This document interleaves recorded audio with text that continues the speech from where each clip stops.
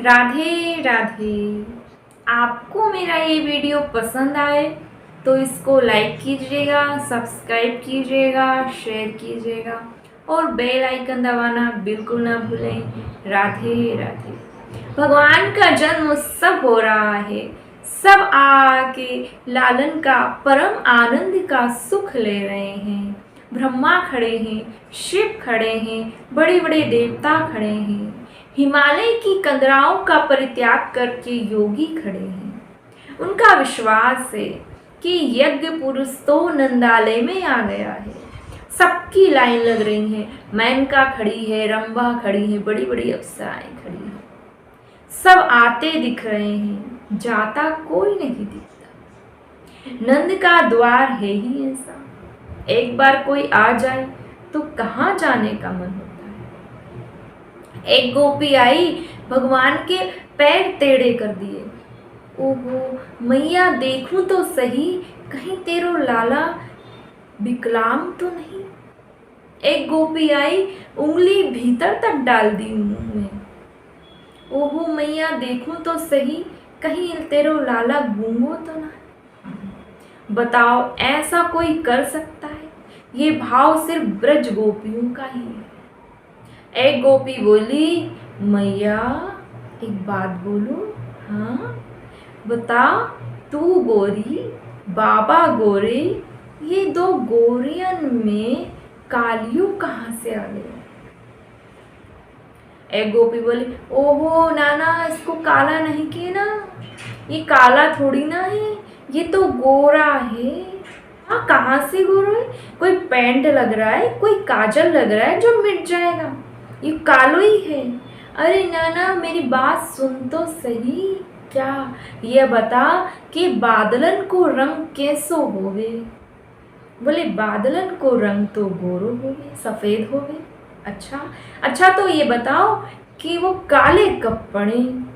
बोले जब उनमें जल भर जावे। बोले हाँ, ऐसे ही कृष्ण तो गोरा ही है, पर वामे करुणा को जल भर गयो ना, या मारे कालो पड़े।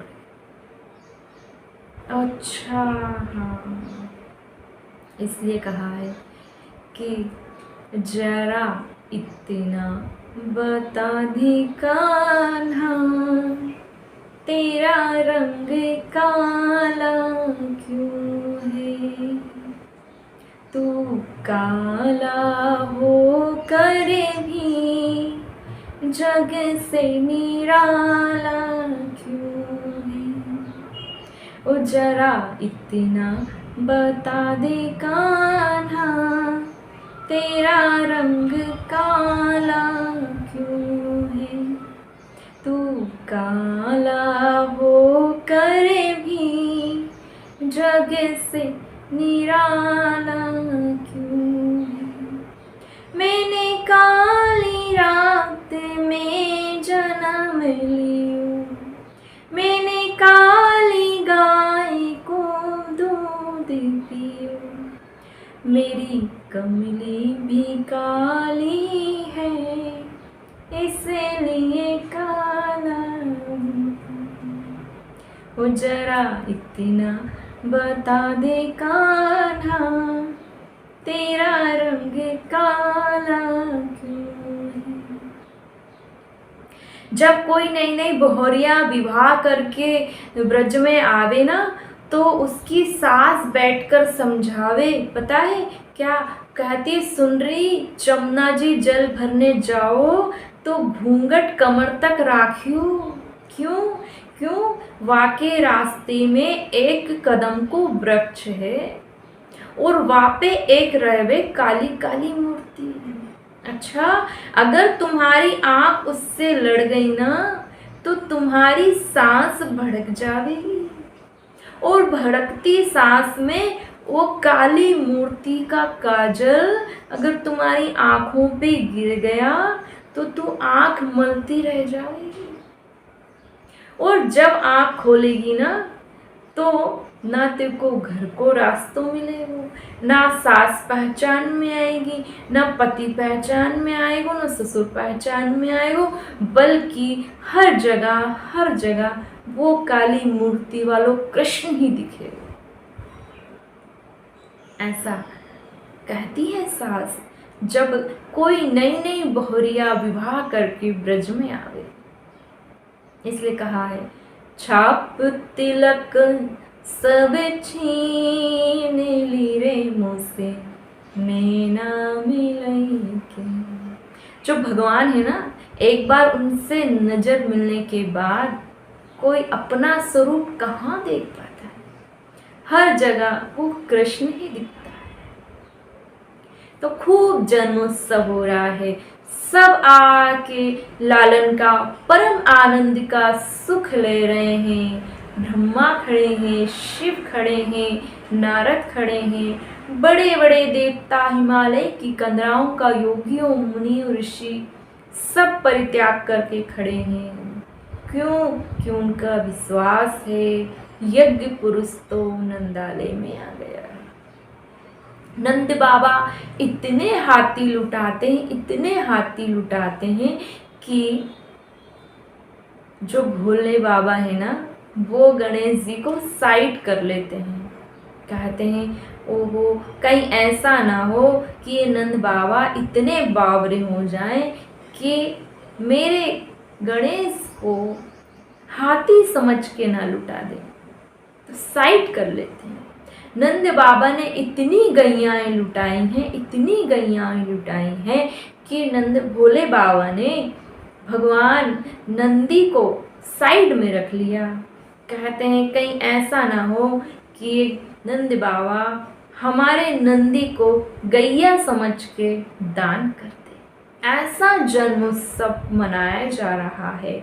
खूब लाला का परम आनंद का सुख सब ले रहे हैं। देखो भगवान का जो भक्त होते हैं ना, वो 24 घंटे भक्त होते हैं। ऐसा नहीं है कि कोई भक्त है तो वो बंधा हुआ है। नंद बाबा भगवान के इतने प्रेमी हैं, यशोदा मैया सभी ब्रजवासी भगवान के प्रेमी हैं। वो भक्त हैं। वो ऐसा नहीं है कि भगवान नहीं थे, भगवान प्रकट हुए तब भक्त बने। इसके पहले भी वो भक्त थे भगवान के। पहले भी भगवान के आने के इंतजार में वो कितना उन्होंने इंतजार किया है। सभी ब्रजवासियों ने भगवान के आने के लिए उपवास किया है, एकादशी का उपवास करते हैं सभी। तो चाहता है ना कि हमारे यहाँ भी ऐसे लड्डू गोपाल भगवान प्रकट हों, तो उससे तो 11 करनी ही चाहिए। ये भगवान का प्रत्यक्ष प्रमाण है। ये है, हमने हमारे गुरुदेव से सुना है ऐसा।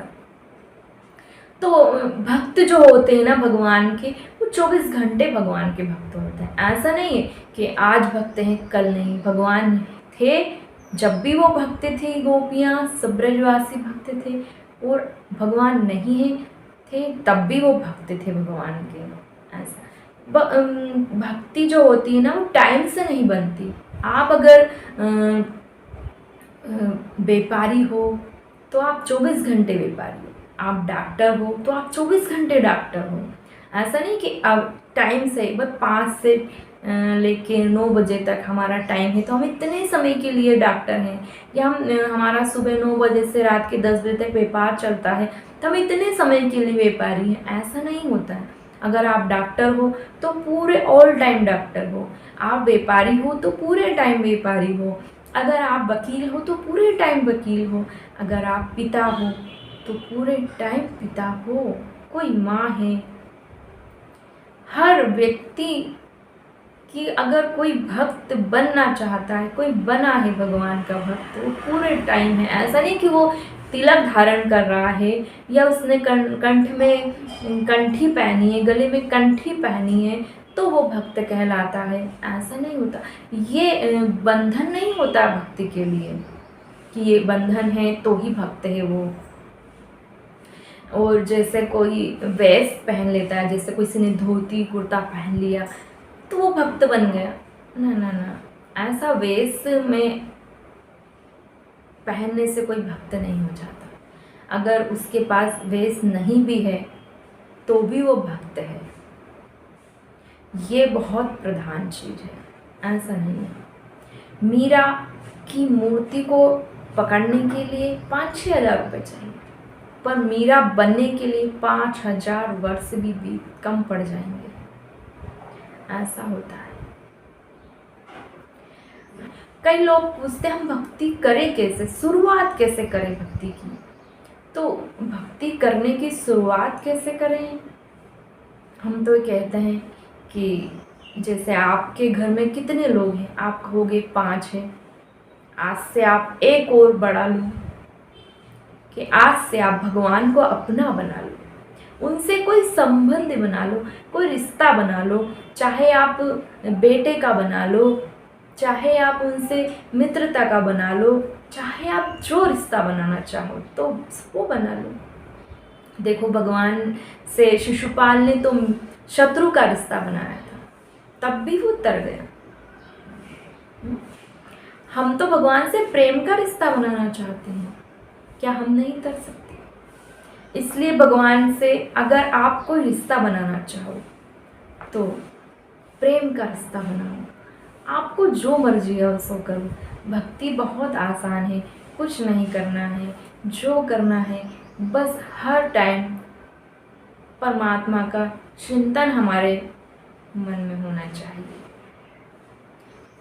तो 2 क्षण के लिए भी अगर हम भगवान को याद कर लेना तो वो भी भक्ति ही कहलाती है। ऐसा नहीं कि सुबह से शाम तक पूजा आरती का थाल लेकर बैठ गए तो वो ही भक्त है, या वो व्यास कथा करने वाले ही भक्त कहलाते हैं, श्रोता भक्त नहीं कहलाते। देखो जितना कथा करने वाले व्यास होते हैं वो भक्त हैं भगवान के, तो श्रोता भी उतने ही भक्त हैं भगवान के। अगर वो कथा श्रवण नहीं करने आते तो वो भक्त कैसे कहलाते? वो कथा श्रवण करने आ रहे हैं मतलब वो भगवान को मानते हैं, वो भक्त हैं, कहीं ना कहीं उनके हृदय में भगवान के लिए जगह है, इसलिए वो भक्त हैं। जैसे कोई पिता होता है ना, वो अपनी पुत्री का हाथ किसी के हाथ में सौंप देता है तो वो उसको अपना जीवन पर्यंत उस पर भरोसा करके अपना जीवन निकाल लेती है। ऐसे ही कोई गुरु होता है, वो भगवान को हमें सौंप देता है, हमारा हाथ भगवान के हाथ में दे देता है। हमें क्या करना है? गुरु पे विश्वास करके उस परमात्मा को प्राप्त करना है, उस परमात्मा को पाना है। बस आंखें बंद करके उस पर विश्वास कर लेना है, यही सबसे बड़ी भक्ति है। ऐसा गुरु हमें मिले जो हमें परमात्मा तक ले जाए। देखो जब भगवान वामन का अवतार हुआ था ना, वामन भगवान जब प्रकट हुए थे तब बलि के द्वार पे पहुँचे, तो बलि ने तो आते ही स्वागत किया था, पर बलि जान नहीं पाए थे कि वो साक्षात परब्रह्म परमात्मा अखिल ब्रह्मांड के नायक हैं, उनके द्वार पर पहुँचे हैं। लेकिन उनके गुरु शुक्राचार्य जी ने बताया कि ये कोई साधारण बालक नहीं है, ये देवताओं का काम बनाने के लिए स्वयं वामन बन के तुम्हारे दर पे आए हैं, तुमसे भिक्षा लेने, तुम इन्हें साधारण मत समझ लेना। इसलिए तो बलि की आंखों में आंसू आ गए। वाह गुरुदेव वाह, आप जैसे गुरु हो तो किसको परमात्मा ना मिले। हमारे सामने स्वयं अखिल ब्रह्मांड के नायक पर हम परमात्मा हैं और हम उन्हें पहचान भी ना पाए, पर आपने हमें दृष्टि दी, आपने हमें बताया कि ये हमारे प्रभु हैं। ऐसा तो गुरु ही एक ऐसे होते हैं जो हमें परमात्मा से मिलाते हैं। हमारी सामर्थ्य नहीं है कि हम परमात्मा को देख सकें। जब साक्षात परमात्मा उस बलि के सामने आए तो वो नहीं जान सके तो हम क्या जान सकते हैं। इसलिए हमारे जीवन में अगर कोई हमें भगवान से मिला सकता है तो वो गुरु हैं जो हमें भगवान तक पहुंचा देते हैं। अगर तुम प्रेम के पथ पे चलना चाहते हो, उस परमात्मा को प्राप्त करना चाहते हो, तो तैयार रहिए अनिद्रा के लिए, तैयार रहिए आंसुओं की फौज के लिए, वो तुम्हें वहाँ तक ले जाएंगे। राधे राधे। आपको मेरा ये वीडियो पसंद आया हो तो इसे लाइक कीजिएगा, सब्सक्राइब कीजिएगा, शेयर कीजिएगा और बेल आइकन दबाना बिल्कुल ना भूलें।